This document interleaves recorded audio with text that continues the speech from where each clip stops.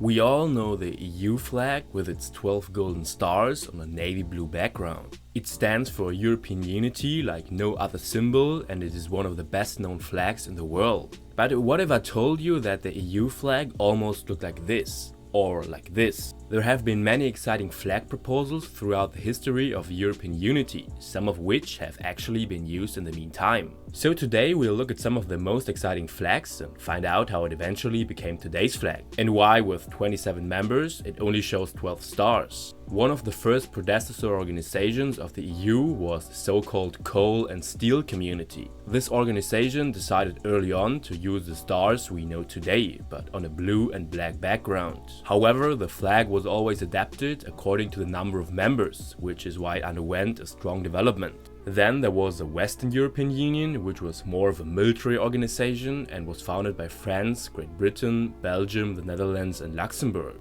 In any case, the flag looks very exciting because it has virtually nothing at all to do with today's EU flag. It consisted of 5 squares of different colors, one above the other, and in the middle there are 5 intertwined rings. The 5 symbolizes the 5 founding members. Later, the flag was adapted and looked more like a European organization. The flag, as we know it today, actually comes from the organization of the Council of Europe, which was founded in 1949 and started looking for a suitable flag in the following years. There was a call for 200 different proposals, 10 of which were shortlisted. But let's take a look at some of these proposals. The first proposal was a flag of the Pan-European Union. This was a political association based in Vienna that advocated European unification as early as 1922 and is thus considered the oldest precursor of the EU.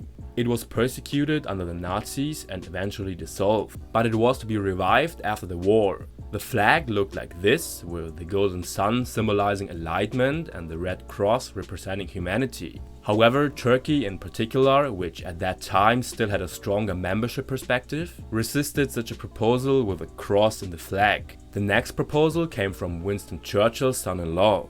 This flag showed a green E on a white background. It had already been used at some European economic conferences. The E stood for Europe, but was considered by many to be too emotionless, so later it was mocked as Churchill's underpants. And then some European politicians got together and submitted the following flag, which is intentionally strongly reminiscent of the Olympic rings. Like the Olympic flag, it was meant to remind people of the unification of different countries. Critics, however, saw it as a string of zeros or mocked it as a telephone dial. And so this proposal was also rejected. The flag as we know it today finally originates from the following design. We can already see here the blue background and the golden star. This flag was discarded because of the similarity to the flag of the Congo at the time, but the motif itself probably pleased most people. So both the background and the star were kept. However, several stars were to be arranged in a circle. But then at the question of the numbers of stars, finally a big quarrel broke out between the members. Originally it was to have 15 stars, but Germany rejected this because it would have symbolically recognized the Saarland as a separate state, which at that time had a special status. France, however, did not want to accept 14 stars. The EU also did not want to accept 13 because it is considered an unlucky number.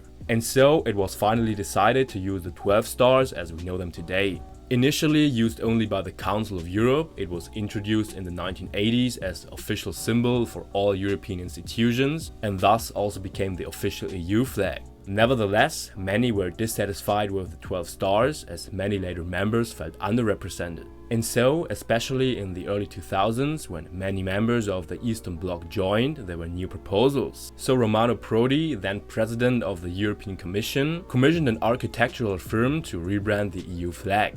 And so the following design was created, which is strongly reminiscent of a barcode. The vertical stripes, however, were supposed to represent the colors of the flags of the member states. But the proposal was strongly criticized. It was noted that the flag would again put the nation states too strongly in the foreground, which should be overcome with European unification. And so the proposal was finally rejected and the flag as we know it remained in use until today. So that was of the video.